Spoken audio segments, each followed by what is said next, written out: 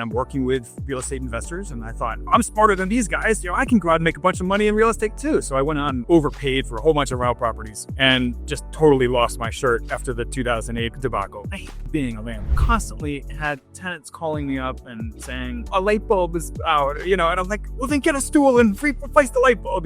I dipped my toe in the water of passive real estate investing with publicly traded REITs, which is the easiest way to get started and the cheapest way to get started. And then I experimented with a bunch of different real estate crowdfunding platforms. People are like, well, why are you buying in a downward facing market? I'm like, because that's exactly when I want to buy. I don't know when it's going to bottom. I don't have the exact number, but I know I'm looking to have potentially up to 20 doors. And in order to do that, I need to be able to buy and buy and buy and buy.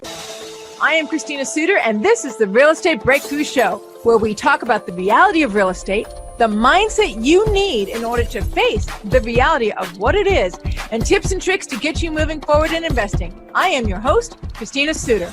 Hey, you, this is Christina Suter with Real Estate Breakthrough, and I have Brian Davis. That's correct. You heard a G in front because Brian is an individual. He's not interested in being confused with other Brians. He has his own understanding and his own brand. So, Brian, welcome to the show. Christina, thank you so much for having me. And by the way, there's an entire Facebook group called Brian Davis Will Save the World. And it's just full of Brian Davises. And there's like thousands of them. Are you on the Facebook group as a Brian Davis that's going to save the world?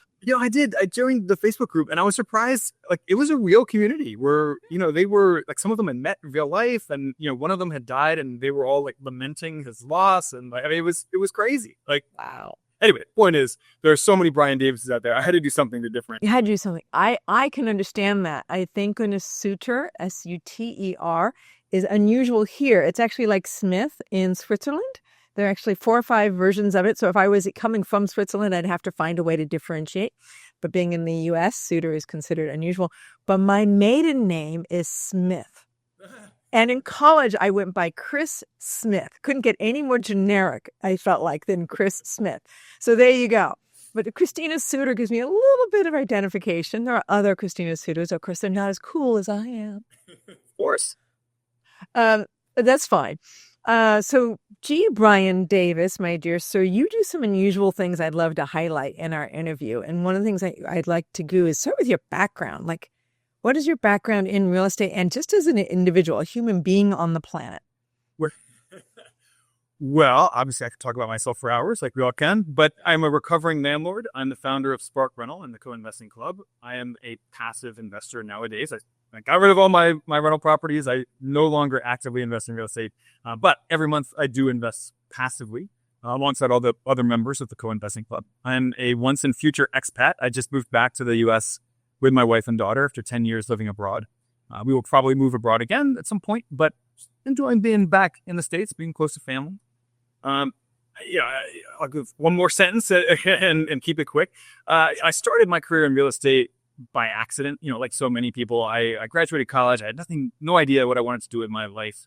So I went and I took a job with a hard money lender doing hard money loans. And I didn't know anything about it, but I started enjoying it, and I'm working with real estate investors. And I thought, well, I'm smarter than these guys. I can go out and make a bunch of money in real estate too. So I went on, overpaid for a whole bunch of rental properties, and just totally lost my shirt after the 2008 debacle. So anyway. I'm with you. I'm there, babe. I'm there. Yeah. I can compare notes on that one. Yeah, lots of bruises and, hard-won tuition for real estate education. That's amazing. So that's what has you basically committed to having a passive portfolio versus an active portfolio, it sounds like. Is that accurate? Tell me more. There's a space in there. And I got to ask about the space. So many reasons. For one thing, I just hated being a landlord. I mean, I constantly had tenants calling me up and saying, a light bulb is out, and I'm like, well, then get a stool and replace the light bulb, you idiot. I mean, like, it was always something like that, right? Weekends, nights. I had the woman who's now my wife. Our third date, I invited her over to make her dinner, and we watched the movie. And at 9:00 at night, we're in the middle of this movie, and a tenant is banging on my front door of my house, and he didn't speak English, so he brought his cousin, who kind of sort of spoke English. And this girl who is on her third date with me and who had never been to my house before, she's sitting there thinking like, is this normal? Like, is this what his life is like? All the time, like, wait, who are these sketchy guys who are showing up at the door at 9:00 at night? Like, all that stuff. I hated all that stuff. And then living overseas, I realized how much I had been subsidizing those properties with my own efforts. And when I couldn't do that anymore, it just became clearer how underperforming they were compared to things that were truly passive, like, say, an S&P 500 index fund, or investing in passive real estate investments. So I had enough and got out of it. All right. I got out too in 2009, 10, and 11. I sold every door I had and turned over completely to hard money lending. I have my own story behind that. I don't want to take up our time with my story because I want to stay with your story. So as an expat, you decided then that you were going to continue to invest. So you sold everything at some point in the last 10 years, right? So managing from a distance ended up being, as you said, complex and sounds like unfulfilling, and proved that the properties weren't necessarily performing as well because you were filling in a lot of spaces. Got it. So what got you fascinated? I mean, you didn't turn away from real estate. You seemed to double down, but decided to just do it differently. Yeah. So, again, there were a couple of things going on there. One is that I had started an online business, Spark Rental, which at the time was a software platform for helping mom and pop landlords manage their rentals. Okay. And, because we had some challenges with that, where like half our seed capital got stolen, or, the guy who we hired to build out the software, he ran off with half of our seed money. We had all of those kinds of stuff going on. So we started focusing heavily on education in addition to the software side of the business. So we were selling online courses, and we were very active in blogging and reporting webinars and videos.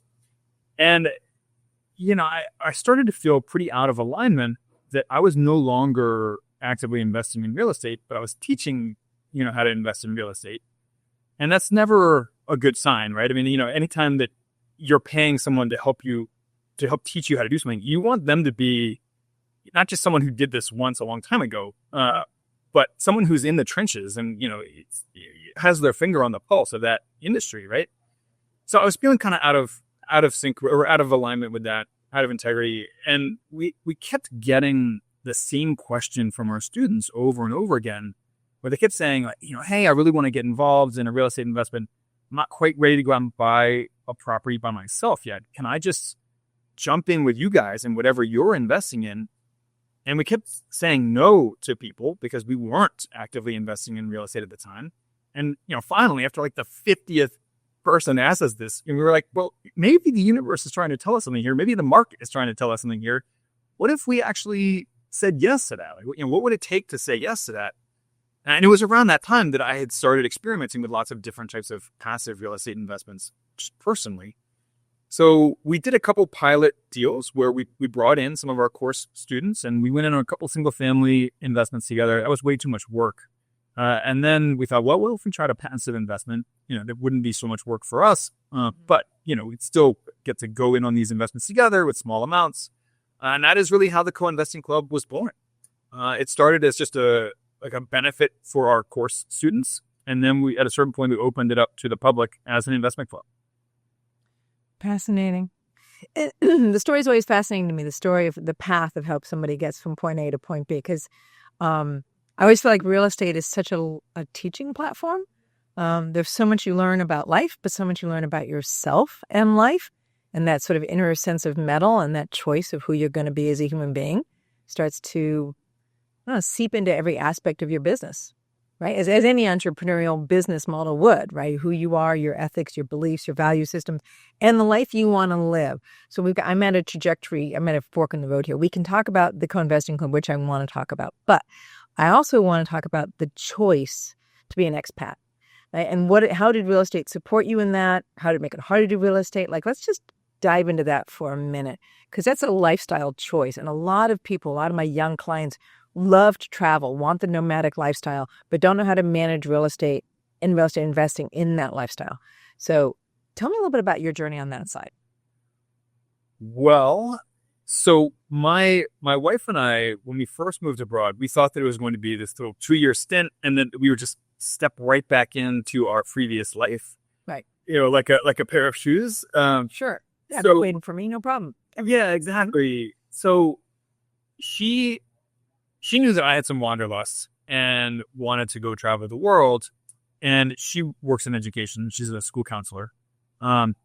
She signed up with an international school recruiting service. Okay. And we went up to this job fair in Boston. And, within 24 hours of being there, she had like 5 job offers at different schools around the world. And one of them was from a school in Abu Dhabi, which, we were like, well, we don't know much about the UAE, or we had to actually look up, we had to compare, like, Abu Dhabi's in the UAE, right? Like, I think it is, but like, where is this place exactly? Yeah, exactly. I was like, it sounds interesting. Let's do it. Yeah. So it was a 2-year contract initially. And we've rented out our house that we owned and lived in. We rented that on a 2-year lease and just figured out in 2 years we'll just move back right into the house. And we rented it furnished with all of our stuff in it. So we're like, yeah, we're just gonna pop right back in. Sure.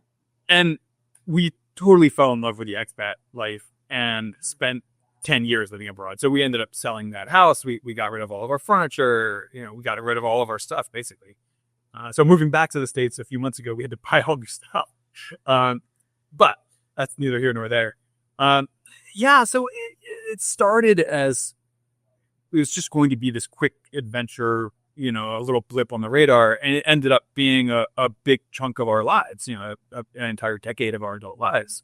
We ended up having a daughter overseas. She's a Brazilian citizen. She has a Brazilian passport. Was born in Brazil. We lived in 3 countries over the course of that decade. And, to answer your question about how real estate fits with all. How does it fit? Yeah. So when I moved abroad, I had 15 rental properties, and I had a property manager, and I had kind of a blasé attitude about it. I was a little cavalier about it. I was like, oh, you know what? It's fine. The property manager will just take care of it all. And then, I already told you what happened with that, right? Like, I realized, just how much I had been subsidizing those properties with my own labor, even though there was a property manager. So, that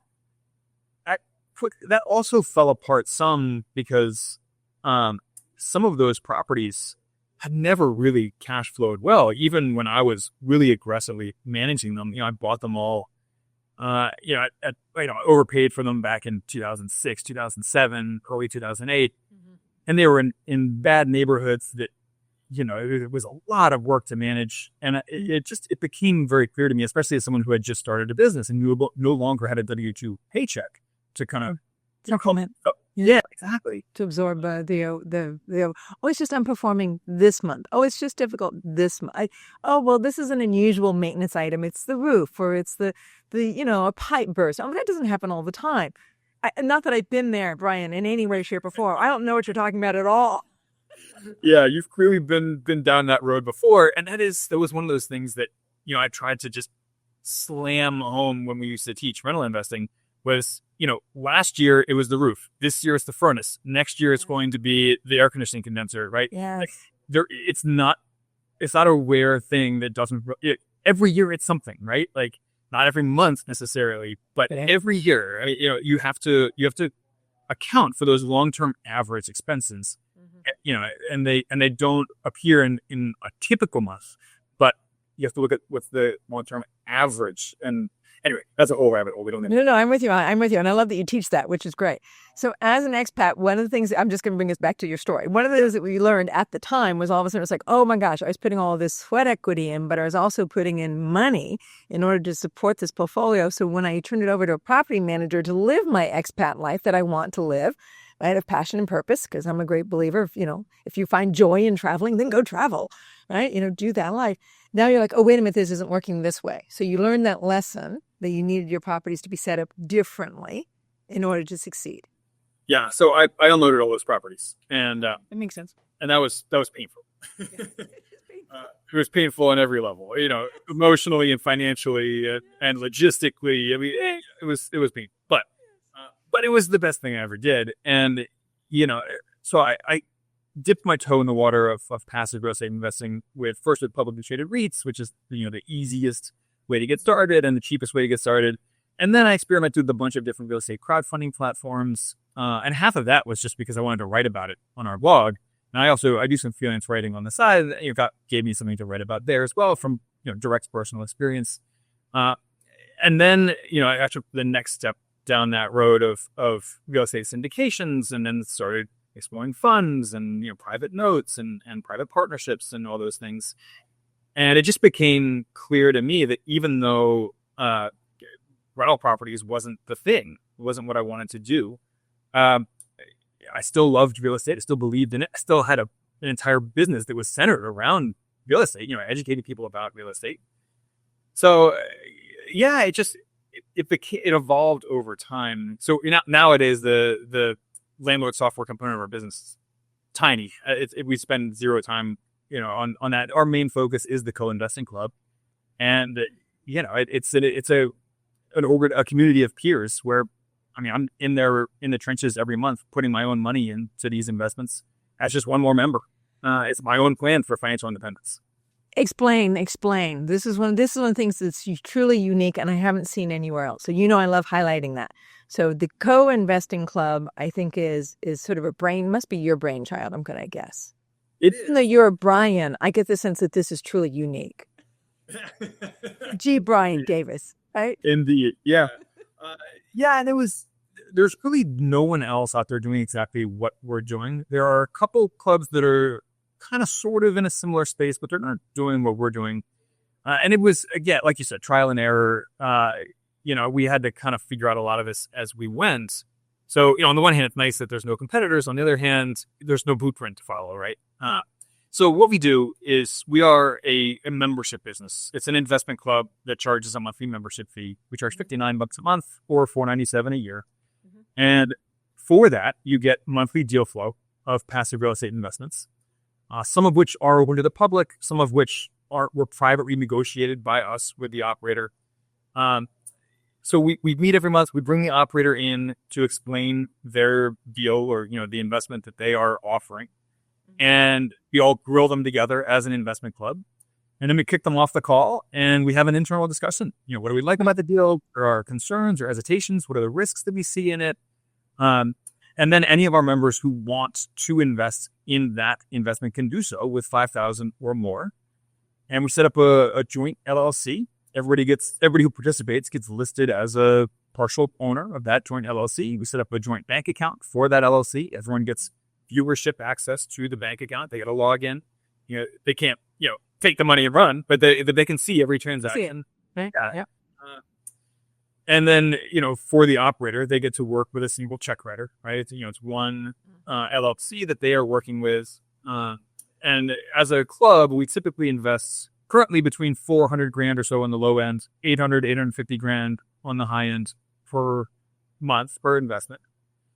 And so, yeah, it's good for the operator. They get to work with, one large check writer. It's good for our members. They can invest as little as $5,000, and if they don't like that month's investment, they can wait a couple weeks for the next one will come around, right?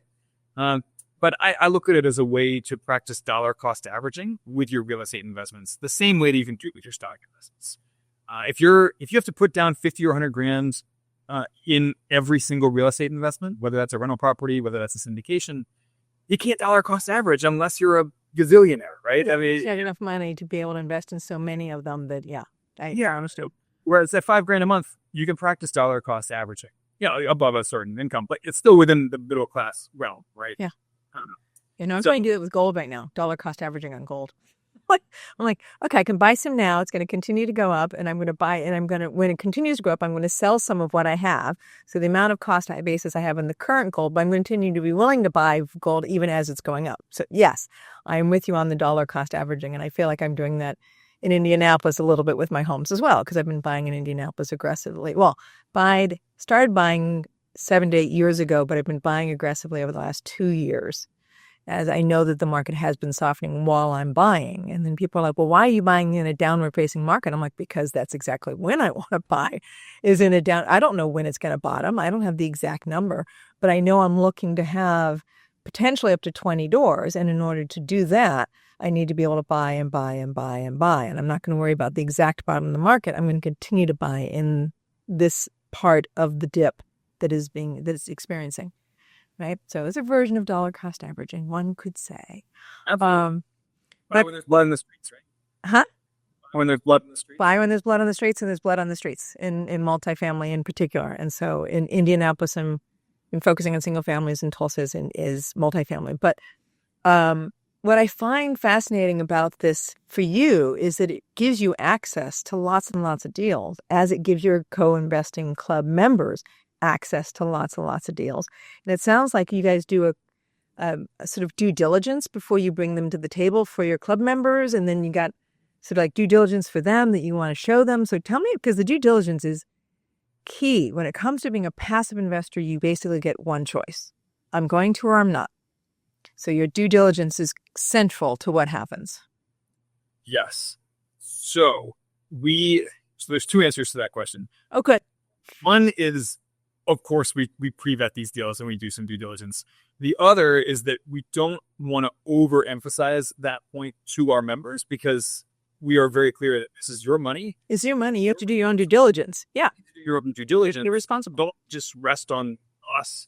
Don't just assume that because we pre-vetted it, that it's a good investment or a good investment for you, right? Right. Or that and those are two different things.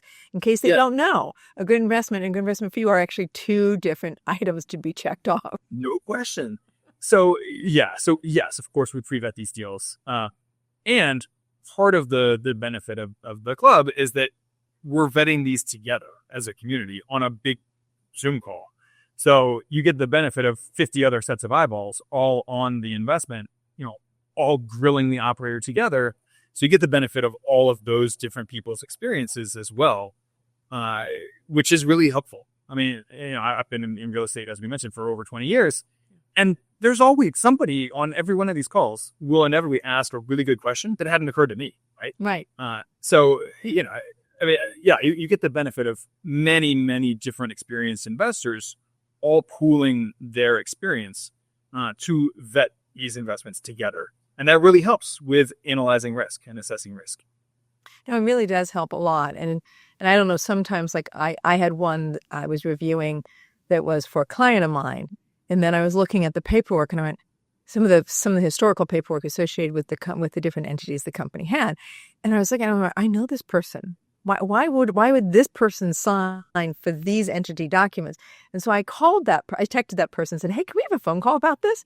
And I said, hey, I see you signed, we're with this company at one point in time. What was your experience? He says, you want to know the truth? And I'm like, well, of course I do. And I'm not going to repeat either the name of the company, the name of the person, or what he said. But ultimately, my client did not choose to invest. And so I was very happy to be able to have access to team, right? Community in team on what is the investment, who are the people, what is their history. And I don't know if you've run into that when you have so many investors on your co-investing club that somebody once in a while will say, hey, no, I've run into something like this before. It's a yes or a no for me. Like I loved it or I, ran into problems with it. Oh, yeah. In many different ways. So, for example, we will sometimes have someone say, hey, I live 5 minutes down the road from this property. I pass it by every day on my commute. And I can tell you firsthand, that there is not enough of this type of housing, in this submarket. So, it's a good deal, or vice versa. Someone might say, I know someone who invested with this operator before and they didn't really like their communication or, whatever. And we'll also have members introduce us to sponsors and operators. And you say, hey, like, do you know Joe Schmo from XYZ, the company? And we'll say, well, we've heard of them, but we haven't actually talked to them yet. What are your experiences been with them? And they'll say, well, I've only invested with them on one deal, but it's gone well. So I'll introduce you to them. And then, right. That's a new operator who we get to know and try to build a relationship with. So I assume, what my experience is that once you get known for somebody who kind of cultivates or curates investments, that it's not actually that hard to find several investments to potentially walk through before you even present them to your investors. So, I mean, half of the value that my partner and I are providing is just the relentless networking that we do in this industry and getting to exactly. Yeah. So, Brian. Yeah. So we get on their investor email lists, and our index is just constantly getting emails from different sponsors saying, hey, this is our latest deal. So my partner and I are just always in the line, be like, hey, did you see this one? Like that one looked promising. Let's schedule a call with that operator and ask them some pre-vetting questions about it and dig a little deeper.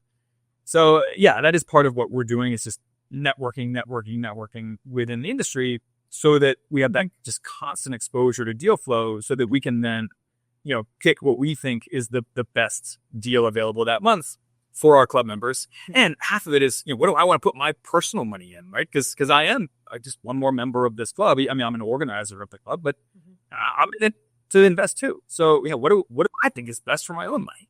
Because that's probably what's best for our members' money too, at least, Well, some of that solves a conflict of interest problem too. I think your job is to be running the club. You get money as, from the members for your job, which is I'm going to present to you. We're doing the networking. We're doing some level of curating, but not promising. We're just putting forward that which we find interesting. And then I invest as well. So therefore, I'm going to take the risk alongside of you, not just because I'm going to get a fee. I'm not going to make a fee just because I brought this to my club. I get paid along with the rest of you guys. And if it works, it works. And if it doesn't, I'm in the same kitty as you guys. I am in the trenches putting my own money in every single one of these deals. Every single one of those deals, which is, to me, is valuable because I think I'm a great believer that from our instincts up, right? Like you want to have clarity from the instincts up. I'm not going to have a conflict of interest unintentionally, or at least I try not to with my clients, with my students, I really want that to be clean if I can. So I appreciate that. And the reason why I'm bringing that forward isn't just because it's interesting to me, but a lot of people I know who invest in LP investments, they don't have the time to do the networking, to create the inflow in their inbox. A lot of clients who come to me, they already have a profession or a job, and they're deep in I'd like to be out of this in 3 to 5 years, but I don't know how to start investing in real estate when I have 0 contacts, 0 emails coming to my email box, and I don't know how I'm going to find the time to start networking to be able to create that inflow. And then it kind of becomes a little bit of a prying in their life of, well, it's really not that hard, and here's how you do it. And we try to set them up so they can get some of their own. But every once in a while, they do run into a club like yours, the co-investing club, your club. And that gives them access to deals that would have been much harder for them to get access to, given that they're basically mastering and being in another business model altogether. That's their job. That's the 9 to 5, if you want to call it that. Oh, yeah. We're all busy, right? Most of us don't want to have a side hustle as a landlord or active real estate investor. But, many of us, most of us do want some exposure to real estate in our portfolios, however large or small. So, that is the entire premise of, both passive real estate investing and our approach as a community of doing this. And, when you can invest relatively small amounts and do it every month and as dollar cost averaging, then the returns form a bell curve, right? If you have to put down $100,000 in a single investment, then you don't, that might underperform or might overperform, but, is one data point. If you're investing in 12 deals a year, then they form a bell curve. 1 or 2 will probably underperform and 1 or 2 will probably hit it out of the park and overperform. And most of them will be in the middle of that bell curve. Yep. And they do. They underperform. And I'm with you on that. I'm doing the math in my head to be accurate. So I've invested in several, as an LP, in several different investments, but I generally don't do more than 2 or 3 a year because I'm usually putting in more money than $5,000.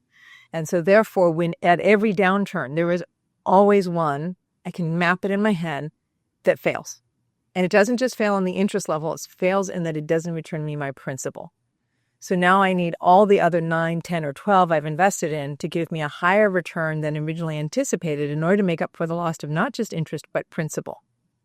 Does it make sense? So when I'm trying to get a total return from my portfolio, this is my math. I'm like, well, this isn't really very good math sometimes. Just saying. Right? We've been there, right? We've been there. We've had things work. We've had things not work. We've been there. So I find I just want to support for those people who are looking to be LP investors, what is the advantage of being in a smaller group diversified across multiple different investments? There's a friend of mine I know who is, I think, is involved in between 70 to 80 different investments as an LP. And he says at that point, it starts to become a full-time job because he has enough in each investment that it ends up being something he feels he needs to babysit. So there you go. Brian, is there any last things that you want to tell us about that the investors should know, people should know about the Co-Investing Club, about how to get a hold of you? What are some last things that we want to hear, that you have for us? Sure. So connect with me and with my partner. And we have a very small team. It's a mom and pop company. So sparkrental.com. You'll see the Co-Investing Club front and center there.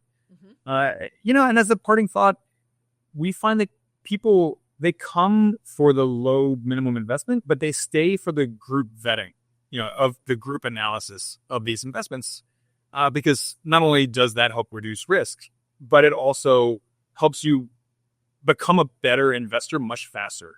It shortens that learning curve for passive real estate investing. Again, when you are on these monthly calls and everybody is all analyzing these together, you get much better, much faster.